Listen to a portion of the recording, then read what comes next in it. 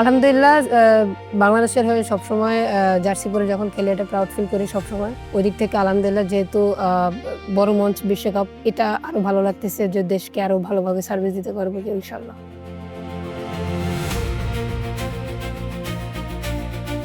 আমরা ওয়ার্ল্ড কাপে যাওয়ার আগে আমরা হচ্ছে স্কটল্যান্ডের সাথে একটা ট্রাই-নেশন সিরিজ খেলবো, তো ওইটা আমাদের অনেক বেশি হেল্প করবে এবং আমরা দেশ থেকে ছেলেদের সাথে কিছু ম্যাচ খেলে যাচ্ছি, ওইটা আমাদের ভালোই হেল্প করবে আশা করি।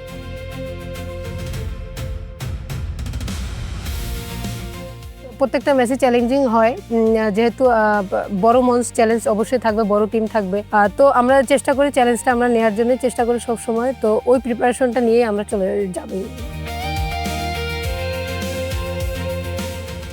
পরিকল্পনা তো থাকে, তারপর নিজের স্ট্রেংথে আমি সবসময় যেতে পছন্দ করি।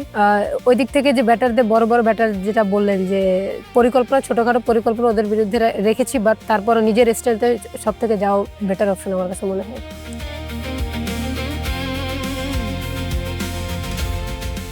ভালো একটা প্রিপারেশন যদি আমরা নিয়ে যেতে পারি এবং অবশ্যই আমরা আত্মবিশ্বাসী থাকবো আশা করি, এবং ওভারঅল আমরা টিমের সবাই এখন ভালো কনফিডেন্স আছে, আশা করি সবাই খুব ভালো একটা প্রিপারেশনও হচ্ছে, অলরেডি হচ্ছে আমাদের, তো আশা করি আমরা ভালোভাবে যেতে পারবো ইনশাআল্লাহ।